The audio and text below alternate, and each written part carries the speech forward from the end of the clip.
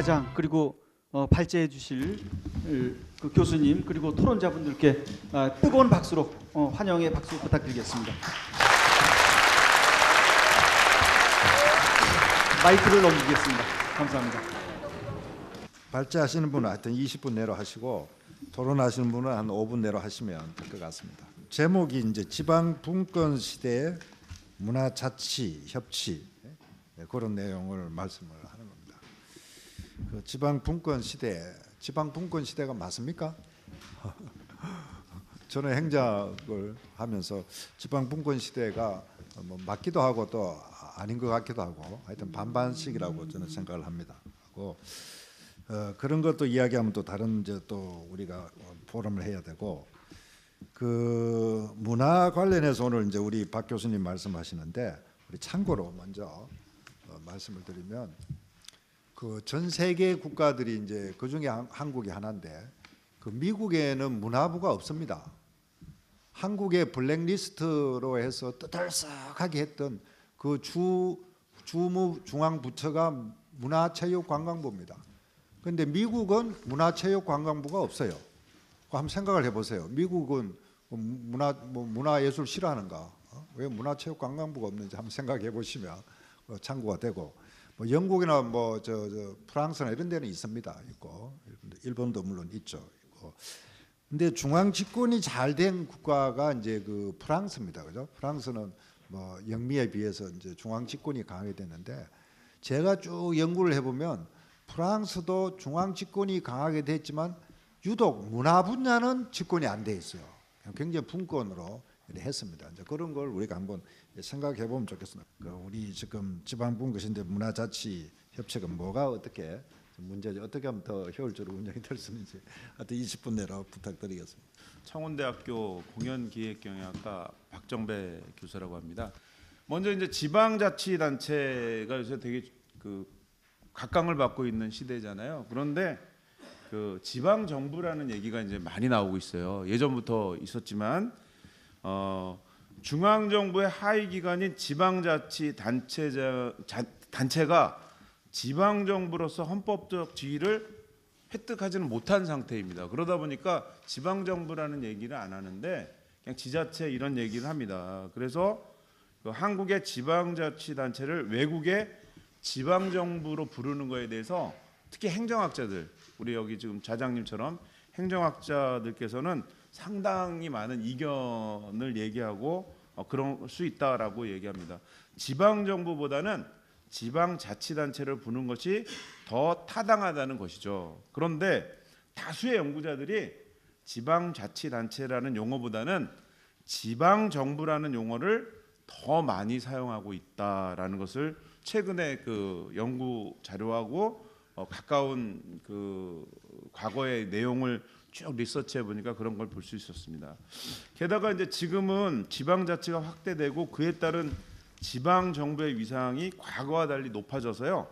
한국의 지방자치 20여 년 경험을 고려하고 지방정부의 역할이 확대되고 그 위상이 높아진 현실을 고려할 때 우리나라 현실에서도 지방분권과 지방자치를 통해서 지방정치 행정 주체 역량을 강화하기 때문에 지방정부로 이제 부르자 이런 얘기가 지금 나오고 있습니다. 여기에서 중요한 점은 지방분권이 지방자치의 근간이 된다는 점을 인식한 연구자들이 지방분권화를 지금 활발하게 논의하고 있는 거고요.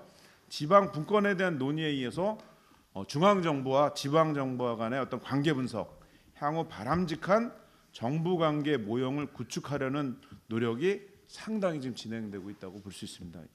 특히 중앙정부, 지방정부, 지방정부 간의 협치 가능성을 모색하는 연구들이 주목을 받기 시작하고 있습니다. 특히 2000년대에 들어와서는 새롭게 주목받는 연구가 이제 여러분들 이런 얘기 많이 들었을 거예요. 거버넌스라는 얘기. 거버넌스 관점에 입각해서 중앙정부와 지방정부 혹은 지방정부 상호 간의 갈등과 협력을 분석하는 연구들이 나오기 시작했고요. 특히 중앙정부하고 지방정부 간의 관계를 크게 주목했는데 그 이유는 한국의 중앙정부, 중앙정치의 영향력이 상당히 크고 반면에 지방 정부의 존재감이 매우 적었기 때문에 사료됩니다. 즉 중앙 집권적 전통과 대통령의 권력이 강한 정치 체계 하에서 우선적으로 해결해야 할 것이 중앙 정부의 권한과 기능이 지방 정부로 이양하는 것이기 때문입니다. 이러한 관점에서 지방 분권을 설명을 토대로 해서 이제 자치의 관점에서 문화자치, 문화협치에 대해서 이제 설명을 좀 드리려고 합니다. 그러니까 지방 정부에 대한 존재가 커지기 시작하면서 문화자치에 대한 얘기, 문화협치에 대한 얘기가 활발하게 얘기되고 있다라는 거. 자, 그런데 문화자치가 왜 중요하냐면 이게 이제 주민 복지 실현하고 관계가 돼 있다고 하는 거예요. 그러니까 문화자치에 대한 개념이 문화자치의 합성어이고 지방 정부와 주민이 지역 문화적 자원과 가치, 잠재력을 재평가해서 주민 문화의 보존과 개발을 스스로 판단하고 정책 결정을 위해서 추진하면서 주민의 문화 복지를 실현하는 것입니다. 지방자치가 진정한 풀뿌리 민주주의를 이루는 것처럼 문화자치야말로 진정한 문화민주주의를 성취할 수 있는데 이는 지역이랑 동등한 개념에서 지역의 문화적 특수성과 민족문화의 보편성을 함께 가꾸고 그 문화를 생산하고 전승하고 발전시키는 주체는 해당 지역의 구성원에 있어야 된다는 그런 주장입니다. 최근에 각 지역의 특수성의 바탕을 둔 문화축제들이 많이 개최되고 있고요. 관광하고 문화산업 등이 단체와 주민들의 문화민주주의의 바탕을 둔 지역 활성화를 위한 것이고요. 이게 대표적인 문화자치 사례라고 볼 수가 있습니다. 이는 한 시대의 삶의 양식을 새롭게 창출하고 동시에 지나간 삶의 흔적을 축적시키고 인간이 일상적인 생활을 하고 경제적 활동을 하는 공간의 도시와 이러한 특성을 뒷받침을 통해서 문화도시로 발전을 해서 도시가 가지고 있는 특성을 창출하고 인간의 삶을 성숙하게 만드는 제반 조건이라고 할 수 있습니다. 자, 이런 부분이 이제 문화 분권으로 이루어지는데요. 이 문화 분권은 또 문화 협치로 발전을 하게 한답니다. 문화 그 협치 그러니까 거버넌스인데 이 거버넌스라는 말이 협치라는 얘기인데 1980년대부터 통치 시스템의 개념으로 아직 정의에 대한 학문적 합의는 이루어지지가 않았어요. 피레하고 피터슨에 의하면 정책에 의해서 정부 주도의 통제 관리에서 벗어나 다양한 이해 당사자의 주체적 행위자와 협의와 합의 과정을 통해서 정책을 결정하고 집행해 나가는 사회적 통합 시스템이라고 정의를 하고 있습니다. 그래서 문화는 국민의 생활의 기본권이고 중요한 영향을 차지하고 있는데 문화는 지역의 중심이고 지역 주민의 문화적 욕구를 충족시키지 못한 중앙정부, 지방정부의 문화정책은 사회 문화적 변화에 대응하지 못한 것이 문화정책이고 또한 지방정부와 주민 그리고 시민단체, 중앙정부가 동반자적 역할 없이는 문화 발전과 국가 경쟁력을 제고하는 데 한계가 있다. 이러한 한계 때문에 문화 분권의 이제 필요성이 대두되었고요. 문화 분권이 없이 지역 문화의 혁신과 문화 산업 활성화를 기대할 수 없고 이는 문화 이제 거버넌스라는 용어로 발전하게 됐습니다. 다시 말해서 지역 문화 활성화를 위해서 지방 정부, 중앙 정부, 주민, 문화 관련 예술 단체, 시민 단체, 기업 간에 형성된 네트워크를 의미하는데요.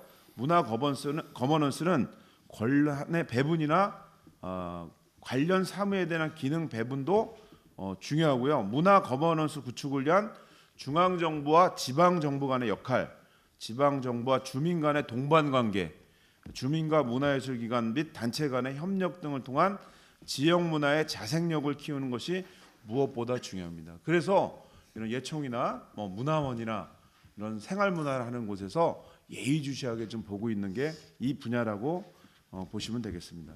그런데 문화 거버넌스를 구축하기 위해서는 무엇보다도 문화 정책을 추진하는 행위자들의 역할하고요. 네트워크가 굉장히 중요하고 이러한 문화 정책 추진하는 추진 조직 간의 협력과 네트워크를 통해서 문화 거버넌스 구축하는 것이 성공적인 문화 정책으로 가는 일일 거라고 생각합니다.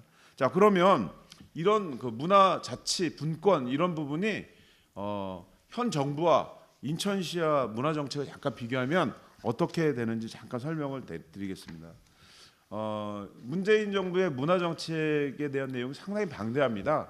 근데 여기에 맞게 좀 줄였는데 문화비전 2030을 2018년 5월 16일 날 발표를 했어요. 여기에 이제 보면 블랙리스트 사건, 미투 운동, 진보 보수 갈등, 지역 문화, 웰라벨, 제4차 산업혁명 이런 걸 배경으로 출발합니다. 문재인 정권은 이러한 시대적 흐름이 문화비전 2030의 3대 가치하고 그제 9개 의제를 반영을 했는데요. 9개 의제별 대표 과제의 특징은 첫 번째가 뭐냐면 블랙리스트 사건하고 미투 운동의 영향을 받아서 자율성과 공정성을 과제마다 강조하고 있습니다. 그다음에 둘째는 뭐냐면 박근혜 정부에서 강조했던 문화를 통한 융성을 축소하고 본연의 문화 가치 강조를 하면서 문화 자원을 활용한 경제 발전이 아니라 문화 가치를 통해서 사회 혁신을 지향하고 있습니다. 세 번째는 중앙 간 중심이던 문화 정책의 권한을 지역과 민간으로 이양하는 것을 강조하고 있는데 세부 추진 계획 곳곳에 자율성, 다양성에 기초해서 중앙, 지역 협치, 민간 협치, 지역 주민 주도, 직접 참여 등을 명시하고 있고요. 따라서 문화비전 2030은 지역문화진흥 목표로서 문화 자치를 최초로 정책화했다는 데 의의가 있습니다. 특히 지방문화 분권 실현을 위해서 의제 6번이 있는데 이건 뭐냐면 문화기본법의 가치인 문화민주주의 실현하는 전략으로 민간 영역에서 지속적으로 강조해오던 문화 자체가 처음으로 정책화가 됐다는 거예요. 하지만 문화 자치를 시대를 전면적으로 시행하는 계획을 담고 있지는 않습니다. 지역에서 문화 자치를 준비하고 있는 기반 정도 마련을 한다는 데 어떤 계기가 있다고 좀 생각을 합니다. 그래서 문화자치, 문화분권하면 말은 많이 도는데 지금 이루어지고 있는 거야? 하는 그런 퀘션이 생기는 게 이런 이유 때문에 그렇습니다. 자, 그러면 인천은 지금 현재 어떠냐? 인천광역시의 경우에는 뒤에 이게 첨부 자료에도 있습니다만 그 요약을 하면 살고 싶은 도시 함께 만드는 인천의 비전을 통해서 6번째 의제를 실현하기 위해서 협치를 기반으로 시민이 함께 만드는 변화의 혁신과 새로운 인천특별시 실현과 시민이 참여하는 다양한 채널을 구축해서 전면적인 협치 시정을 강조하고 있습니다. 특히 시민의 삶의 질의 향상, 시정의 중심에 언제나 시민 시장이 함께함을 강조하고 있고요. 핵심 시정 수립을 해서 추진하고 있는 것으로 보여지고 있습니다. 문화 자체의 경우 예를 들면 이런 것들이죠. 생활 속에서 즐기는 문화와 여가를 정책 기반에서 문화가 일상인 도시를 만들고 시민 예술인의 문화 역량 강화, 미래 선도하는 관광 메카로 600만 명이 찾는 문화도시 인천을 만들고자 노력하고 있습니다. 인천시에서 고민하고 실행해 옮긴 문화 정책이 문화비전 2030의 대표 의제로 채택되고 있다는 점에서 향후 시민과 함께하는 시정은 활성화되는 환경이 마련될 것으로 기대를 합니다. 그 내용만 본다면 자 그래서 문화자치 협치를 실현하기 위해서 인천광역시는 어떻게 좀 대응을 해야 될까 하는 것을 좀 고민을 해봤습니다. 물론 이것도 저만의 생각이 아니고 다른 도시에서 하는 사례를 가져와서 인천광역시에 접목을 해봤습니다. 지방정부의 문화자치와 협치를 위해서는 지방정부의 구성요소와 관련된 헌법 내용을 참고해서 제도, 재정, 추진체계 및 자치 역량을 구분해서 정비할 필요가 있습니다. 이런 부분을 익산문화재단에서 제도는 문화자치를 위한 법제도 환경하고 자치입법, 현황 및 실효성을 말하고 재정은 문화정책사업 재정자 주도 및 재정운영의 효율성 및 투명성 여부 그리고 추진체계 역량은 문화정책 관련 조직 확보와 조직 역량 및 네트워크 형성이 되어야 된다고 주장을 하고 있습니다. 그래서 인천시는 어떻게 하는지 쭉 봤어요. 문화자치를 위한 조례를 보니까 역시 문화체육관광부 소관으로 64건이 있습니다. 달라진 국가 정책 등에 따라서 문화자치 차원에서 중복 유사한 내용 등의 조례의 개정 및 통합 작업이 좀 필요할 것으로 보입니다. 조금 시간이 걸릴 것 같죠. 특히 인천광역시의 지역문화를 총괄하는 문화자치 기본조례를 검토해서 문화정책의 가치에 기초한 문화유산, 전통유산, 문화예술, 문화산업, 문화자원 복지, 여가문화, 문화경관, 해양문화 등은 총괄해야 되지 않겠는가 하는 검토를 하게 됐습니다. 한편 문화자치를 위해서 굉장히 중요한 요소는 결국은 돈이죠. 재정에 관한 과제인데 문화자치 분권이란 이름으로 문화예산이 균형발전 특별회계예산으로 전환되게 되면 지역 현안의 우선순위에 밀리는 경향이 있는 것 같아요. 오히려 재정이 악화될 수 있습니다. 그래서 문화자치 실현을 위해서는 안정적 문화재정 확보 방안이 마련돼야 되고 이에 대한 1차적인 역할은 국가에도 있지만 인천의 경우에는 인천광역시에서 대책 마련이 시급하다고 볼 수 있습니다. 예를 들면 문화자치 특별회계 등과 같은 근본적인 대책을 강구해서 문화 기반 시설을 확충 및 재생하고 지역 문화 인력 양성 및 배치, 콘텐츠의 제작 배급 등 지역 문화 생태계 구축 등의 성과를 만들어내야 될 것 같습니다. 마지막으로 문화 자체 추진 체계 역량을 강화해서 전문 기관이 총괄해서 공공성과 전문성을 담보해서요. 사업의 질 관리는 물론 진행 과정에서 예산의 투명한 관리가 돼야 될 것 같습니다. 따라서 민간단체 역량을 키워서 선순환 생태계를 만들고 장기적으로는 예술인은 행정보다는 예술활동에 더욱더 전념할 수 있도록 체계를 만들어주고 향후 정책별로 민간 조직 등이 결성돼서 행재정적 지원할 수 있도록 해야 할 것으로 생각합니다. 이제 결론 부분을 좀 말씀드리면 이런 방대한 거 가지고 뭐 인천광역시에서는 어떻게 하면 좋겠느냐. 근데 인천광역시뿐만 아니라 다른 도시도 좀 유사한데요. 문화 정책 수용도를 높여서 성과를 이룰 수 있는 전략 도출이 필요합니다. 우리나라 지역 발전 정책은 1960년대부터 2019년 문재인 정부에 이르기까지 지속적으로 시행되고 있습니다. 물론 시대에 따라서 요구되는 정책과 이에 따른 성과가 다르고 각 정부의 정치 이념이 강하게 반영되어 있기 때문에 시대를 관통하는 하나의 흐름으로 이해할 수는 없을 것 같습니다. 2000년대 들어서면서 문화를 통한 개개인의 삶의 질에 대한 사회적 요구가 커지는 한편 문화를 통해서 관계가 긴밀해지기 시작했습니다. 문화를 통한 지역 분권과 지역 균형 발전을 위한 제도적 기반과 시스템 확립에 대한 사회적 요구 부응하기 위해서 지역문화진흥을 위한 지역문화진흥법 제정을 추진함과 동시에 지역의 문화 거점 도시를 육성하고 지역 주민의 수요에 맞게 문화공간 확충에 대한 정부 차원의 역량을 집중하기 시작했습니다. 뭐 인천광역시도 그런 차원에서 문화도시를 만들려고 노력을 했는데 이번에 선정이 좀 안 된 것 같습니다. 지방자치제가 정착이 되면서 전국의 지방정부들은 문화를 통해서 지역 특성화를 중요한 정책으로 방향을 설정하고 문화정책의 범위를 확장시켜서 다양한 문화정책을 발굴하기 시작하고 있습니다.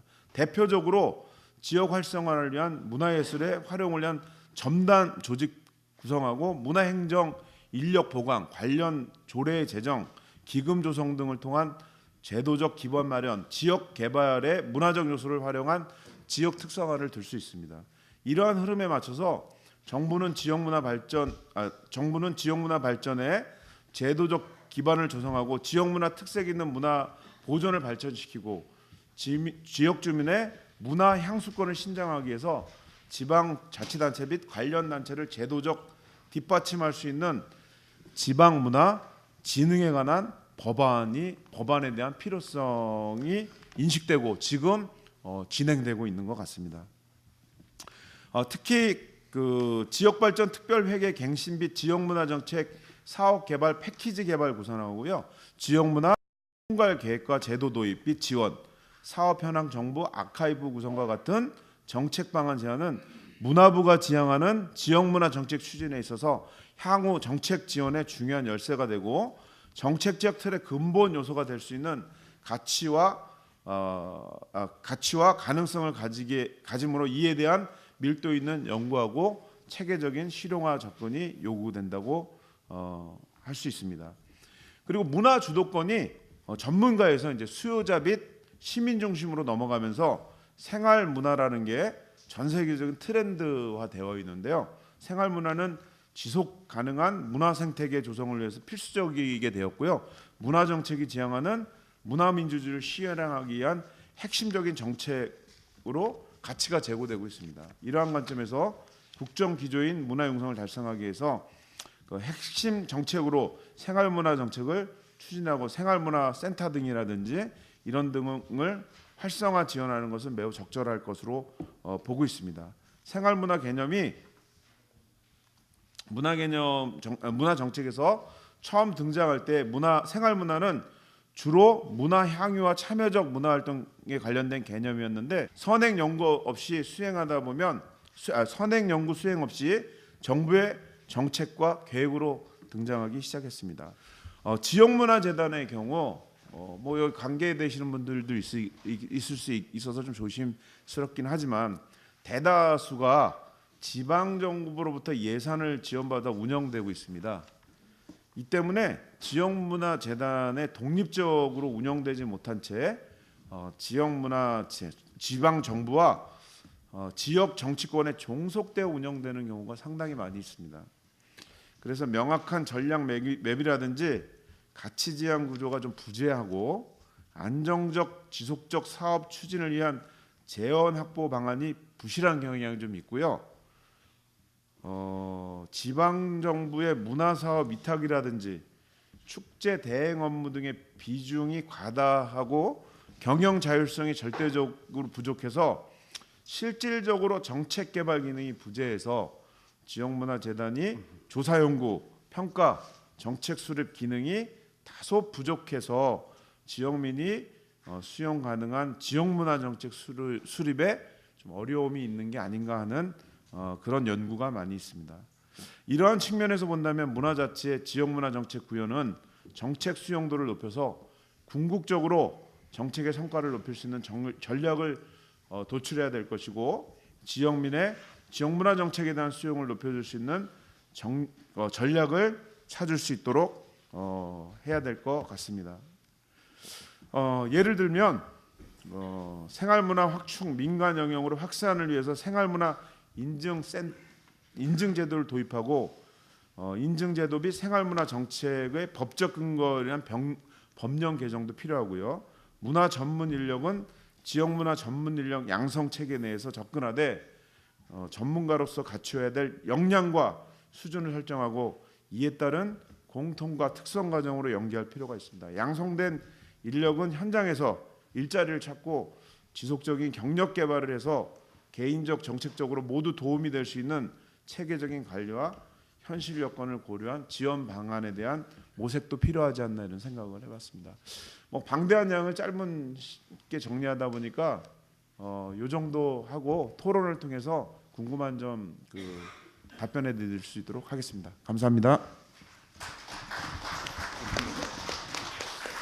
네, 박 교수님 수고 많았습니다. 내용을 한 20여 분에 맞춰서 설명을 하려니까 아주 힘든데도 잘 해주셨습니다. 그러면 이제 토론을 들어보도록 하죠. 먼저 유 의원님부터 시작하겠습니다. 네, 안녕하세요. 인천광역시 문화복지위원회 의원 유세용이라고 합니다. 반갑습니다. 일단 전체적으로 한국 사회에서의 문화예술 자체가 자리 잡은 지가 얼마 되지가 않았습니다. 그리고 문화기본법이라든가 아니면 지능법 이런 것들이 얼마 되지 않았음에도 불구하고 사실은 굉장히 폭발적으로 선장을 했고 저희 지원 정책이라는 부분들 그리고 인천에서 문화진흥 조례가 생긴 것이 이제 1996년인데 약 23년간 기간 동안에 사실은 굉장히 폭발적인 성장을 이뤘지만 그 안에 있는 진통들이 굉장히 많이 있죠. 그래서 이런 부분들에 대해서 뭐 시집행부라든가 이런 부분에 이제 많은 논의를 하고 있고 지금도 하고 있으면서 지금 이제 선생님께서 말씀하신 부분들에 대해서도 조금 설명을 좀 드려야지 될 것 같다. 그리고 이만큼 어떻게 발전하고 있는지에 대해서도 지금 많은 논의가 있었다라는 말씀 좀 드릴게요. 사실 중앙정부에서의 그 문화를 담는 조직은 이제 크게 보면 한국문화예술위원회가 있을 거고요. 그 상위 조직에서는 이제 문화체육관광부가 있을 거고, 그리고 뭐 저희가 알고 있는 예술경영지원센터라든가 아니면 이제 산업의 영역에서 봤을 땐 콘텐츠진흥원이 있을 것 같고요.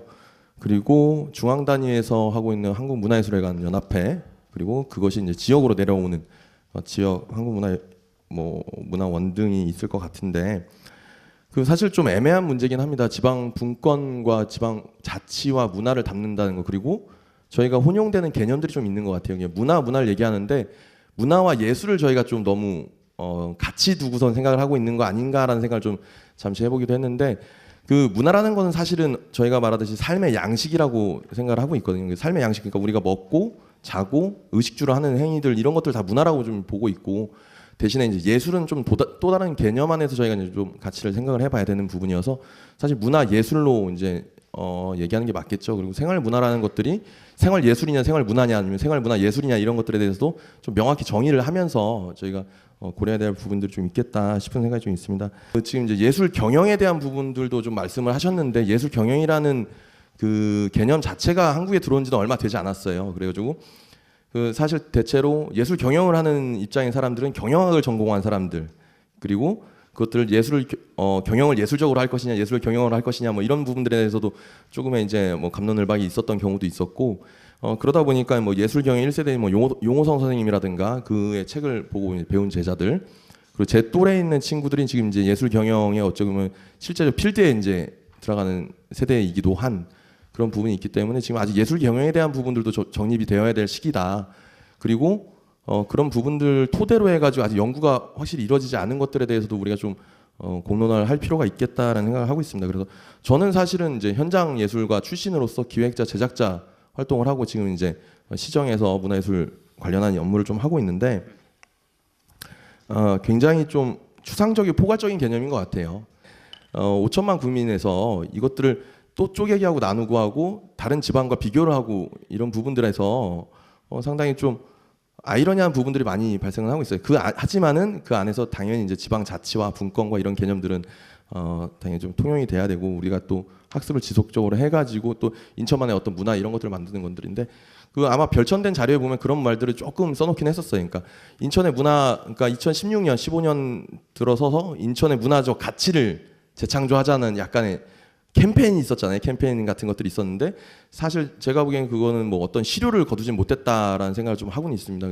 그러니까 당시에 그 인천 가치 재창조라는 것들이 캠페인이라고 이제 좀 제 나름대로 해석을 하자면은 굉장히 큰 기대가 있었지만은 일단 실체를 찾는 것들에서 조금은 실패를 했다고 보고, 그리고 이미 있었던 것들에 대해서 재창조를 한다는 것 부분들에 대해서 좀 아이러니가 있지 않았나.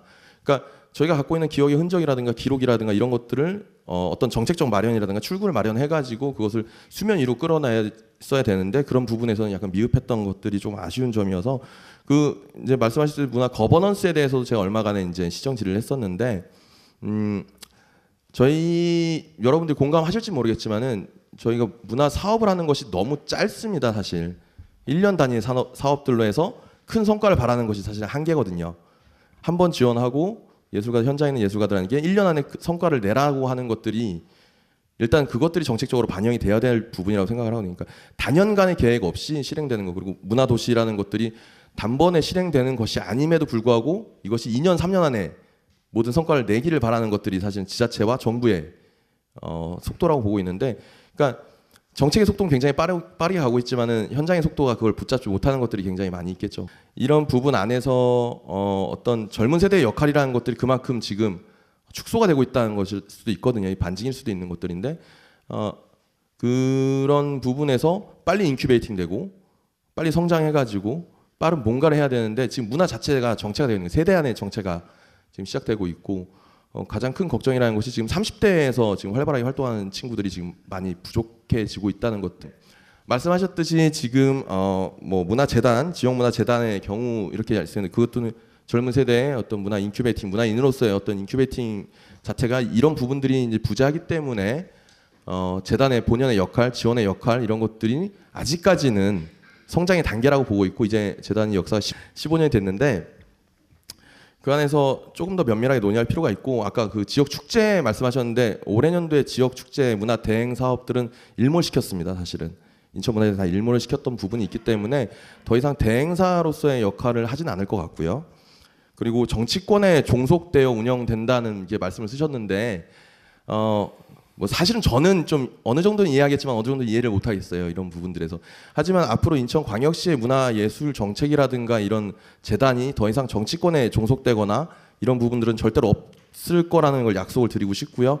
그것들을 계속 막고 있고 이런 투명성이라든가 그런 것들이 담보되어야 되고 기존의 기득권층에서 했던 것들이 만약에 정치적인 것으로 보인다고 하면은 앞으로 인천광역시는 그런 것들을 지양하고 어떤 문화 기본권을 말씀하셨듯이 문화 평등이라든가 문화 민주주의를 실현하기 위해 많은 노력을 하도록 할 거고 지금도 그렇게 되고 있습니다. 많은 기사들이나 이런 것들 그리고 문화재단의 일부분은 어떤 문제들 때문에 있었던 것들을 어떤 반영하기 위해 문화재단을 위한 혁신위원회가 지금 구성이 돼서 운영이 되고 있는데 그 또한 또 어떤 갈등이 있을 수도 있을 것 같습니다. 그러니까 혁신위원회 자체가 어떤 정치적인 것들로 비춰질 수 있겠지만은 여러분들이 신뢰를 바탕으로 한 어떤 지역문화 운영에 대해서도 참여를 많이 해주셨으면 좋겠다라는 생각을 듣겠습니다.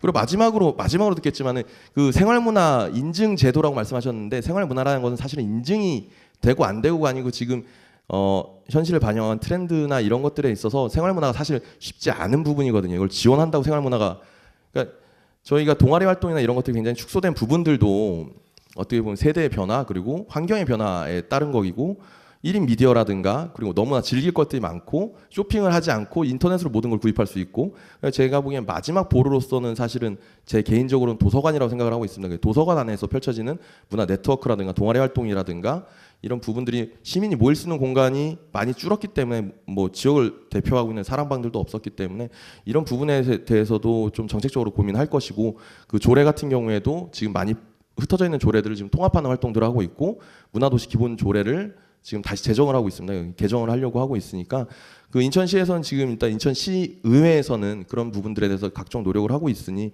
여러분들이 많이 좀 응원해 주시고 너무 비난의 목소리, 비판의 목소리보다는 그런 부분에 제한할 수 있는 어떤 문화가 형성되었으면 좋겠다라고 하면서 앞으로 또 많은 또 문의와 또 제안과 질책을 좀 부탁드리도록 하겠습니다. 예, 이상 마치겠습니다. 감사합니다. 우리 그다음에 이제 김재엽 그 사진협회 회장이시잖아요. 또 우리 애총회 수석부회장이신데 짧게 또 특히 사진 뭐 한번 듣고 싶습니다. 네, 저는 이제 좀 이거 강범위 한 것보다가 조금 현실에 좀 접근해서 말씀을 좀 드리려고 합니다. 우선 인천이 우리 지금 인구가 3대 도시라고 하죠. 인구가 폭발적으로 늘어나고 있는데 비해서 실질적으로 예술인들이 좀 활용하고 있는 이 예술 회화라든가 이런 것들이 좀 부족하고 또 현재 활용하고 있는 것들에 대한 것들도 사실 인천 수봉공원만 보더라도 이제 접근성이라든가 대중교통이라든가 이런 것이 전혀 없는 상태입니다. 그렇기 때문에 우선 기존에 있는 것을 좀 활성화할 수 있는 이런 방법을 좀 연구를 해야 되겠고 그다음에 인구 대비해서 그 문화예술에 투입되는 비용이 아마 인구는 많이 늘어나는 데 비해서 거의 늘지 않고 있습니다. 오히려 그 2014년 아시안 게임 끝나고 나서 계속 줄었다가 지금 그걸 맞춰서 가는 상황이거든요. 그런데 비해서 인구는 굉장히 많이 늘었습니다. 그래서 우리가 부산이나 대구가 인천보다도 약 한 4, 50만이 작은데요. 거기보다도 오히려 그 문화예술 비용이 작다는 말씀을 드립니다. 그다음에 인천에 보면은 각 구에서는 이제 여러 가지 문화예술 활동을 많이 뭐 축제 같은 게 많이 있습니다. 사실 문화라는 것은 이제 생활이고 생활 속에 또 이제 그 에너지를 넣기 위해서 예술을 넣는 것인데 그런 것들이 구에서는 좀 활발하게 이어지고 있는데 비해서 인천시 이라면은 정말로 인천에는 무슨 문화예술 무슨 유명한 뭐 이런 대표적인 게 아무래도 없는 것 같습니다. 그래서 예술인들이 또 이 시청하고 행정 보는 분들하고 다 좀 합심해서 인천이 되면 떠오르는 이제 정말 대표적인 그런 문화예술의 그 어떤 그 장르를 좀 만드는 것이 시급하지 않을까 그런 생각을 했습니다. 빨리 끝내야 되는데요. 그다음에 저희들이 보면은 이 한 가지만 좀 말씀드리고 끝내겠습니다. 예술 활동을 하는 분들 또 문화와 이거 보면 인천이 가장 이제 접근성이라든가 여러 가지가 굉장히 좋습니다. 지금 보면은 공항이 있죠. 그다음에 항만이 있고 그건 개항의 도시이기 때문에 많은 유물들이 아직도 남아 있습니다. 그런 것들을 활용할 수 있는 그런 걸 좀 더 개발해야 되는 것 같고요. 또 하나만 더 말씀드리면 지금 이제 통일 대비하게 되면은 가장 인천이 가장 좋은 위치에 있습니다. 그래서 새로운 문화도 발굴하는 것이 좀 필요하다. 이런 말로 마치도록 하겠습니다. 할 얘기가 좀 많은데요.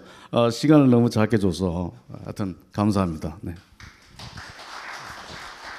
그다음에 우리 김영준 부장님. 네, 안녕하십니까. 저 경일보 김영준 기자입니다. 네. 예, 저는 그 기자가 되기 전에 그 대학원에서 음악학을 공부했습니다. 그래서 공부할 당시에도 좀 수영자 측면에서의 음악과 문화에 좀 관심이 많았는데, 그래서 이번 토론회에서도 좀 문화 복지 부분에 좀 관심을 갖고 좀 더 자세히 들여다보도록 하겠습니다. 근데 시간이 좀 없는 관계로 간략하게 그 토론문에 기반해서 중요한 부분만 짚어보겠습니다. 예. 문화복지는 궁극적으로 조화로운 복지사회의 실현을 지향합니다. 우선적으로 그 개인의 욕구를 충족해 자신의 도움이 되도록 하며 정보화 사회에서 해체의 조짐마저 보이고 있는 가정의 중요성도 일깨웁니다. 이를 통해 지역의 정체성과 유기적 관계를 확고히 할 방향성을 제시하게 되는데, 그 오늘날의 개인들은 과거와 다르게 그 자아 실현에 대한 강한 욕구가 있습니다. 앞으로도 이런 경향은 그 계속 가속화될 거로 여겨지는데요. 그로 인해 그 개인이 자아 실현과 함께 그 가정을 문화복지의 또 다른 주체로 삼을 필요가 있다고 생각됩니다. 그 가족을 친족 개념만이 아닌 넓은 의미의 공동체 개념으로 확대할 필요가 있는 것이고요. 지역 사회는 개인과 가정의 참여를 통해 나름의 정체성을 확립해 나간다고 그 해야 되겠습니다. 그리고 유럽이나 그 지방 분권과 문화자치 선진국의 좀 자치법을 예로 좀 들어보겠습니다. 그 독일 남서부의 잘란트주의 자치법 134조 1항 제2문해를 보면 모든 계층의 국민들이 문화적 소산에 참여할 수 있도록 해야 한다 할 국가의 의무를 천명하고 있습니다. 문화에 대한 주민의 접근 용이성을 확보해주는 문화 기반 시설의 확충 또한 중요한 내용으로 부각시키고 있는데요. 문화 환경 조성과 문화적 삶의 질의 확보를 위한 문화시설 확충은 문화복지 구현의 전제 조건 같은 요소를 여기 있음을 확인할 수 있습니다.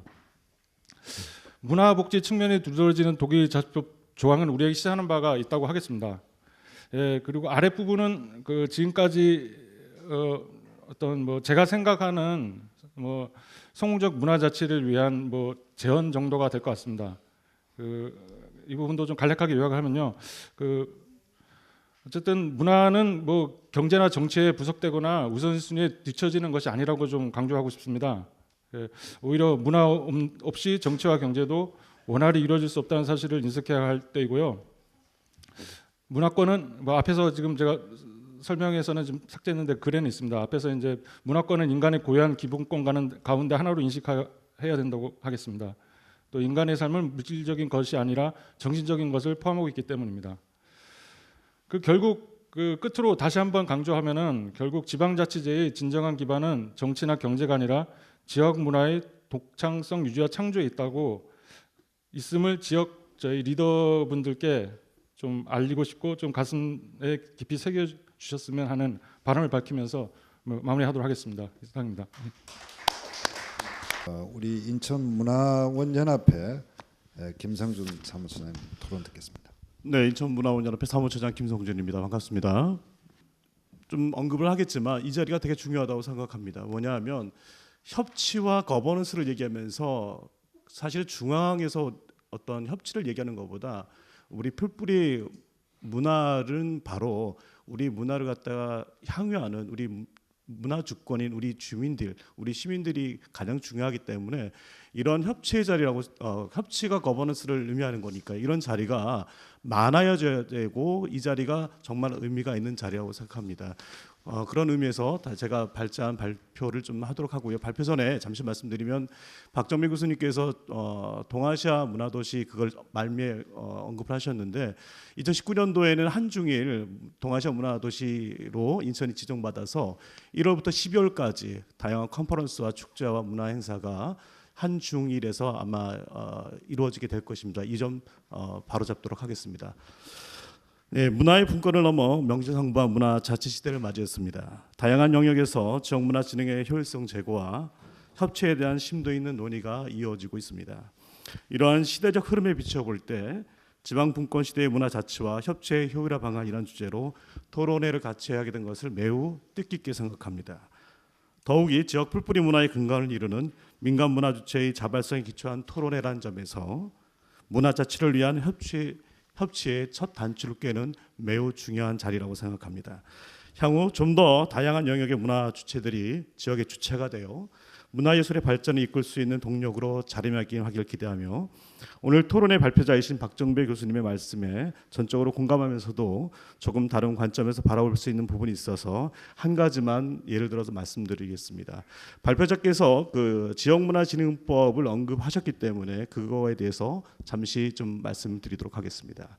지난 2014년 제정 후 시행되고 있는 지역문화진흥법 자체에 대한 거부감보다는 지역에서 이 법이 시행되어짐으로 발생되는 장점과 단점에 대한 사전 공청회나 충분한 공론화 과정 없이 지역의 공감대가 형성되지 못한 채 시행되어진 절차적 미숙함에 대해 저는 언급하고 싶습니다.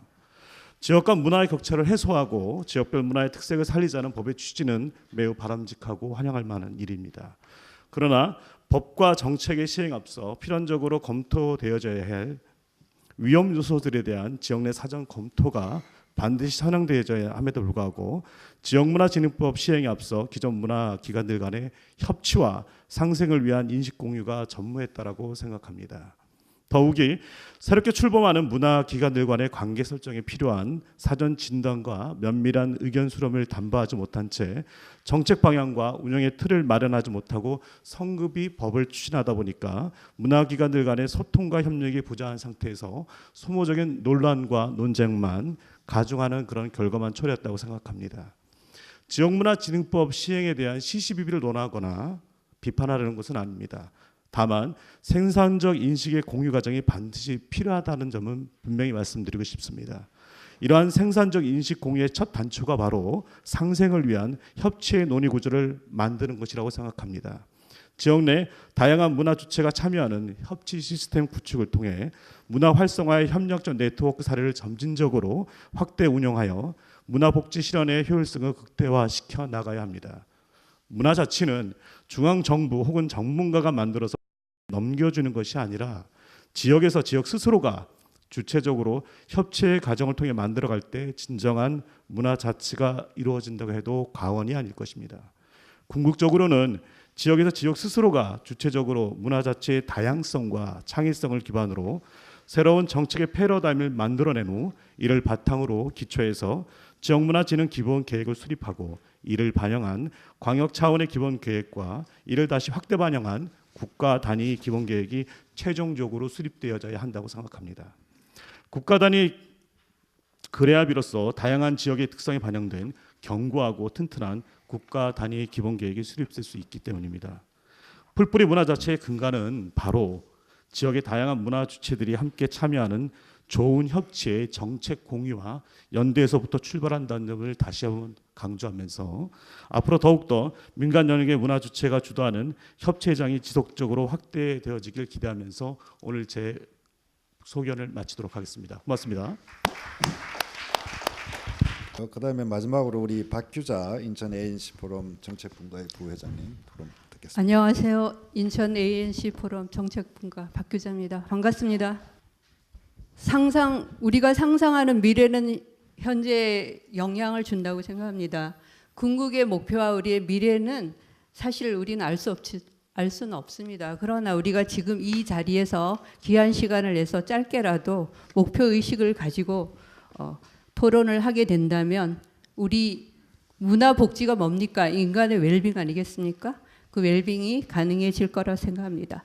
오늘 박정배 교수님의 이 주제에 맞게 문화자치, 문화특별시 인천을 위해서 이런 인천 예총 ANC 포럼이 이것을 한 발을 내디뎠다는 거에 가장 큰 의의가 있다고 생각합니다. 주로 여기 계신 분들이 문화예술의 전문가들이신데 이분들이 주축이 돼서 인천에 이미 산재해 있는 수많은 그 발달된 문화와 그 주체들을 통합할 수 있는 컨트롤 타워 역할을 해주시고 수요와 공급의 매칭 포인트가 돼주시고 그리고 또 기업도 끌어들여서 재정의 그런 자율성을 향상시킨다면 인천의 자치도시, 문화자치도시, 특별도시로서의 그 기틀이 마련하는 그런 장이 되지 않을까 생각하면서 제가 유인물 23페이지, 25페이지를 참고를 해서 간략하게 말씀을 드리도록 하겠습니다.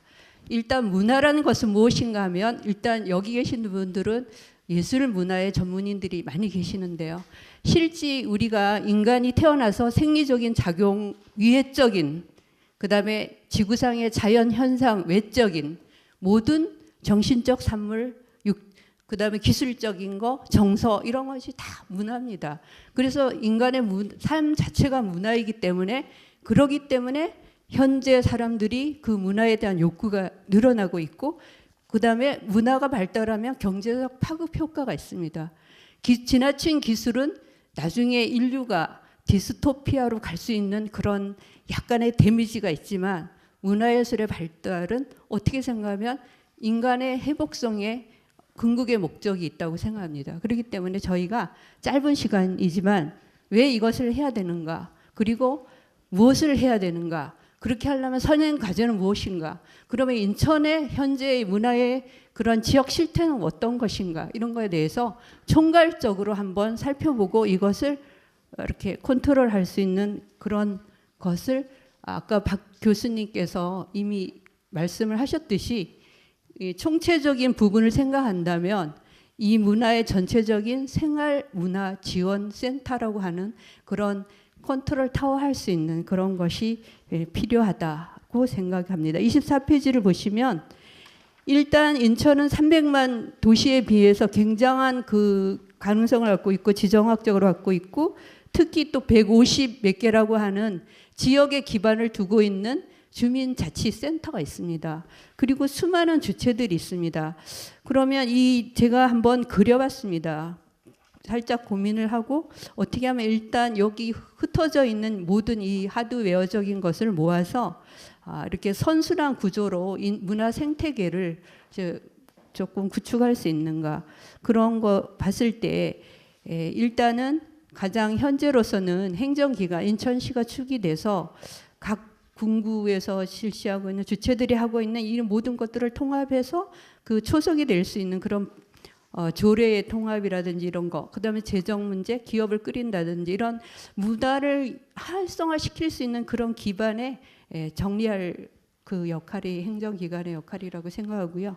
그다음에 이제 지역 주체에 관련해서는 인천 ANC 포럼 이 단체들이 협의체를 구성해서 그 열린 워크숍을 정례화시킬 필요가 있습니다. 사실 어떤 문제를 해결하기 위해서는 지역 현장의 소리를 좀 들을 필요가 있거든요. 그래서 만들어 가는 거예요. 지역 현장에. 그리고 그다음에 이런 모든 거를 어떻게 접근을 해야 되는 방법에 있어서는 대학이라든지 지역의 공공재라고 할 수 있는 대학 그리고 인천발전연구원이라든지 아니면 문화재단이라든지 연구기관에서 지역 진단을 해야 됩니다. 진단 지금 실태와 흩어져 있는 모든 것들 아카이빙하기 위해서는 그런 걸 자료를 분석하고 여기서 어떻게 방향을 유효하게 만들어 사업화해서 문화 자치로 접근할 수 있는 거를 방법을 도출을 한다면 그것을 받아서 실행할 수 있게끔 그런 논문 토크가 이루어져야 되고요. 그다음에 중간 지원 조직이라고 제가 말씀을 드린 것은 일단 현재 있는 그런 주체들을 좀 활용할 필요가 있습니다. 그리고 지역에 어떤 문화에 관심이 있는 수요자와 문화 소비자와 문화 공급자의 그런 풀들이 많이 형성이 돼 있어야 됩니다. 저는 그렇게 생각합니다. 현장에 풀들이 많이 있어야 이것이 문화가 굉장히 흐름이 원활해질 수 있는 그리고 전문 문화가 발전할 수 있고 그런 것이 된다. 이 모든 것이 선순환 구조가 되었을 때 이 역할을 해줄 수 있는 것은 방법으로는 아까 우리 교수님께서 발표한 내용을에서 추출한다면 문화복지를 이렇게 이루어질 수 있는 생활문화센터라고 하는 그런 가교 역할을 할 수 있는 허브 역할을 할 수 있는, 컨트롤 타워 역할을 할 수 있는 그런 센터의 설립이라든지 그런 부분에 대해서 고민을 해봐야 할 그런 시기가 온 것 같습니다. 그리고 이런 제도적인 마련, 이것으로서 저는 간단하게 마치겠습니다. 고맙습니다. 예총에서 이런 그 토론회를 갖게 된 것이 정말 참 근래 없었던 좋은 출발이라고 봅니다. 또 오늘 발제 토론하신 분들 말씀 잘 들었습니다. 이것이 하나의 시발이 돼서 앞으로 이 인천의 문화와 예술 발전에 어쨌든 시금석이 됐으면 하는 바람입니다. 그러면서 한 가지 아쉬운 것은 우리가 문화분권 자치를 얘기를 하는데 결국 인천의 문화가 중앙정부와 분권이 못되고 자치가 못된 원인은 어디냐면 근본적으로는 중앙정부에 있습니다. 이게. 인구가 우리가 300만이면 몽고 인구가 290만 밖에 안 돼요. 국가 단위의 인구입니다. 이게. 북유럽의 국가 해봤자 우리보다 그저 100만, 200만 많은 정도거든요. 그런데도 불구하고 중앙정부는 모든 일을 수도권 정비법에 다 묶어버리고 말았어요. 우리가 하려고 그러면 다 안 된대요. 그러면 우리는 싸움을 해야 됩니다.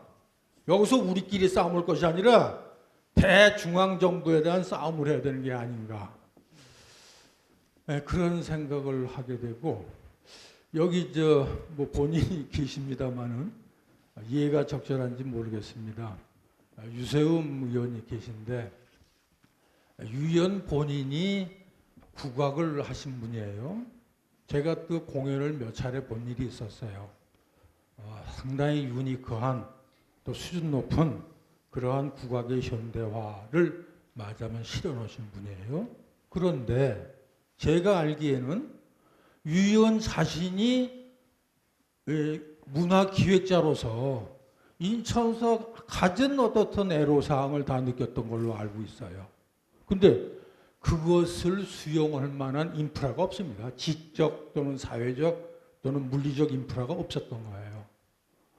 음대 하나가 없습니다. 여기에 지금. 근데 여러분들 최근에 무슨 뭐 네덜란드 음대를 유치해 온다? 그게 무슨 얘기입니까 도대체? 우리가 우리 음대를 만들어야지. 저 전라도 경상도 가도 인구 50만도 음대가 있어요. 근데 여러분들은 네덜란드 뭐 언젠가는 또 무슨 뭐 찰스부르크 음대, 부다페스트 음대 뭐 이렇게 얘기를 하더라고요. 그게 아니고 우리 스스로가 우리의 애들에게 미대도 없어요. 미술대학도. 영국대학 예술대학이 없습니다. 인천대 인하대가 궁극적으로는 종합대학이 아니에요. 그래서 그러면 인구 300만을 가지고 있는 대도시에서 예술대학 하나 없으면서 우리가 언필칭 문화 자치와 분권을 얘기합니까? 우리가 싸워야 됩니다. 중앙정부에 대해서 또는 문화예술 정책을 잘 모르는 시정부에 대해서 우리가 목소리를 높이고 우리의 몫을 찾아와야 됩니다. 시정부가 시행하는 게 아니에요. 우리의 세금을 가지고 집행할 뿐입니다. 해서 문화 자치와 분권은 우리 문화예술인들이 자각하고 우리의 권리를 쟁취하기 위한 싸움에서부터 시작해야 된다. 이렇게 좀 말씀드리고 싶습니다. 네. 조금 전에 말씀해 주신 분의 관장님의 의견에도 전 충분히 동의하고요. 인천문화재단의 지금 사태에 대해서도 사실은 저도 외부인으로서 상당히 마음이 아픕니다. 근데 지금 말씀하시는 것처럼 저는 선대라고 제가 좀 외람되게 표현을 하겠지만 인천 자체는 저는 서울에서 한 20년 정도 활동을 했는데 인천에 대해서 너무 셀프 디스카운트가 너무 심한 것 같습니다. 인천에 예술대학교가 없다는 것도 사실은 부끄러운 일인데 이렇게 많은 예술단체와 원로들이 많이 계신데 소리를 안 내고 계시는 것도 사실은 많이 마음이 아픕니다. 이분들이 소리를 내시고 말씀하신 것처럼 시스템에 받쳐서 거버넌스가 이루어지고 아카이빙이 돼야 되는 게 맞습니다. 이미 아카이빙이 다 이루어져 있는데 이 보석 같은 단체들이 다 꿰어지지 않은 거죠. 활동을 하시는데 문화재단에서 작은 돈을 나누어 주는 것에 만족하고 있고 이분들이 하신 활동에 대해서 연구되어지고 이것들이 다 선순환이 돼서 젊은이들에게 가야 되는 게 맞습니다. 근데 기금을 나누어줘도 이나라 도움이라든가 정산의 절차가 있고 자부담이 있고 말도 안 되는 얘기입니다. 10% 이상의 자부담을 하라는 게 예술단체한테 있을 수도 없고, 말씀하신 대로 공무원들 시스템에 의해서 순환보직이 되기 때문에 예술적 가치가 1년 안에 성과로, 유세엄 의원님 말씀하신 대로 1년 안에 성과가 나와야 됩니다. 이게 무슨 공장입니까? 어느 장르 상관없이 다 똑같으시기 때문에 한 목소리를 내셔서 말씀을 하시고 공무원들을 이해시키셔야 되는 게 맞습니다. 의견을 내주셔야 되는데 안 하시고 있기 때문에 이게 정체가 돼서, 또 게다가 개항장을 갖고 있기 때문에 인천으로 모든 문화가 들어와서 예술화 되었는데도 불구하고 가치가 너무 평가절하되어 있는 거죠.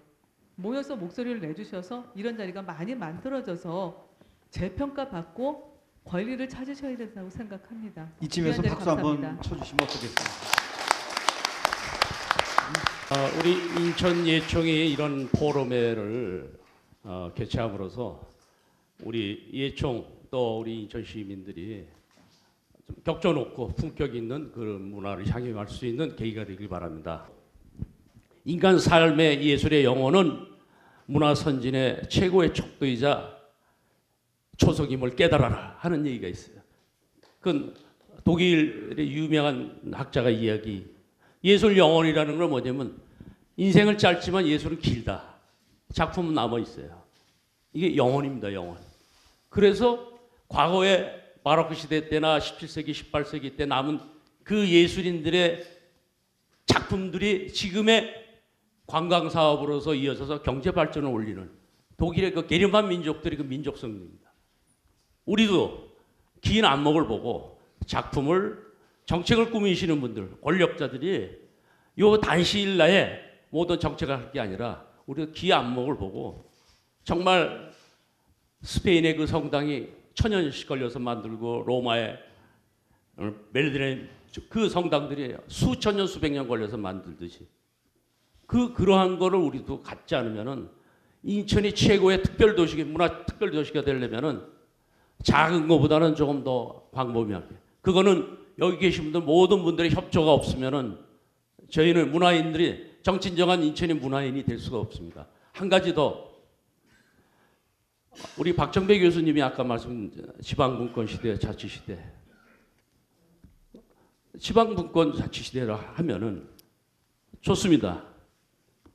일예로 음악대학을 신설하는 데 있어서 전문가하고 의논을 안 한다는 거예요. 전문가들하고. 아주 미치겠어, 아주 그게. 한두 가지가 아니고. 뭘 안다고. 저도 유학 갔다 오고 유학 다 갔다 왔지만은 그거는 절대적으로 실패하게 돼 있어요.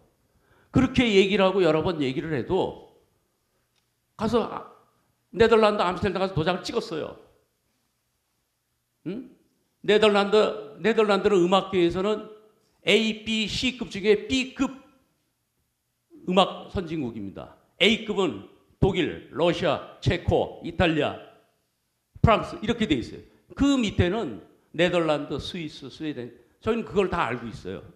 그런데 과연 여기에 네덜란드 암스테르담 국립음악대학에 와서 그거를 미달 사건이 날 거냐 안 날 거냐 저희가 다 알고 있어요.